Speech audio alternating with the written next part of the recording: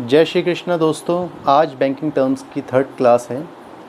2 classes हो चुकी हैं, वो मैंने प्लेलिस्ट में उन 2 क्लासेस की वीडियोस को डाल रखा है, आप रेफ़र कर सकते हो।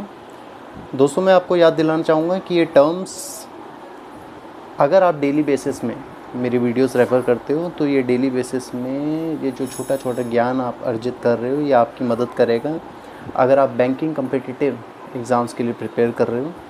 मोस्ट इम्पॉर्टेंटली, जब भी आप किसी भी द हिंदू, इकोनॉमिक टाइम्स, किसी भी न्यूज़पेपर को पढ़ोगे करंट अफेयर्स को अपने पास रिटेन रखने के लिए, तो ये बेसिक टर्म्स आपकी हेल्प करेंगी। एंड इवन ये basic terms exam point of view से भी बहुत इंपॉर्टेंट है। सो हम स्टार्ट करते हैं। आज का टॉपिक है टाइप्स ऑफ डिपॉजिट्स। देखिए, डिपॉजिट्स बेसिकली ये 4 टाइप्स के होते हैं: सेविंग, करंट, एफडी, आरडी।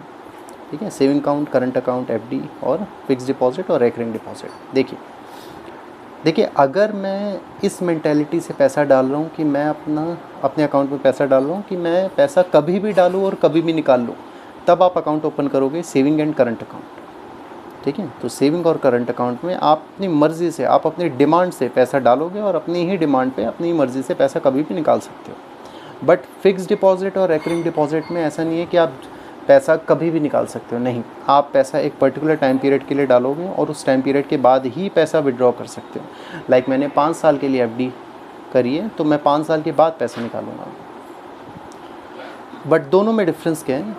जैसे फिक्स डिपॉजिट और रेकरिंग डिपॉजिट में डिफरेंस ये है कि फिक्स डिपॉजिट में आप लमसम में एक ही बार में पैसा दे दोगे। लाइक आपने 10 लाख रुपए की एफडी करवाई और 5 साल के लिए आपने फिक्स डिपॉजिट करवा लिया, मतलब आपने 10 लाख रुपए एक बार में दिए और 5 साल के लिए आपने एफडी करवाई। वहीं रेकरिंग डिपॉजिट में क्या होता है? रेकरिंग डिपॉजिट में आपने 5 साल के लिए आप आरडी करवा रहे हो, बट आप पैसा लमसम में नहीं दे रहे। आप हर महीने थोड़ा थोड़ा करके, लाइक 1000, 2000, 5000 करके आप इंस्टॉलमेंट्स में पैसा जमा कर रहे हो। ठीक है, तो एफडी में लमसम में होता है और रेकरिंग डिपॉजिट में, एज द नेम सजेस्ट, नाम से पता चल रहा है रेकरिंग।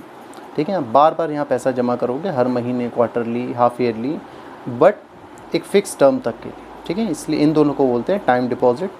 सेविंग और करंट अकाउंट में डिफरेंस भी बता देता हूँ। सेविंग अकाउंट जनरली इंडिविजुअल्स खोलते हैं, इंडिविजुअल्स मतलब हम लोग। करंट अकाउंट जनरली खोलते हैं कॉर्पोरेट्स, जो बिजनेसमैन होते हैं। ठीक है, सेविंग अकाउंट में इंटरेस्ट मिलता है, करंट अकाउंट में कोई इंटरेस्ट नहीं मिलता। एंड इवन ऑर्गेनाइजेशंस को जो करंट अकाउंट खोल रही हैं, उनको बैंक को एनुअल मेंटेनेंस चार्ज भी देना पड़ सकता है। ठीक है दोस्तों, तो आगे बढ़ते हैं। अच्छा, फ़िलहाल हमने समझ लिया कि करंट अकाउंट और सेविंग अकाउंट में आप अपनी मर्ज़ी से पैसा कभी भी डाल के कभी भी निकाल सकते हैं, इसलिए इसको बोलते हैं डिमांड डिपॉजिट। एफडी आरडी में कुछ पर्टिकुलर टाइम पीरियड के लिए पैसा जमा करते हो, इसलिए इसको बोलते हैं टाइम डिपॉजिट्स। ठीक है, आगे बढ़ते हैं। देखिए, आप बैंक में अगर पैसा जमा कर रहे हो तो आपके लिए वो पैसा आपकी एसेट हो सकती है। ठीक है, जो पैसा आपने बैंक में जमा किया, आपके लिए वो पैसा आपकी एसेट है, बट बैंक के लिए वो एसेट नहीं है, बैंक के लिए वो लायबिलिटी है, क्योंकि बैंक को वो पैसा आपको वापस करना है विथ इंटरेस्ट। ठीक है, तो जो भी पैसा हम बैंक में जमा करते हैं वो बैंक के लिए लायबिलिटी होती है।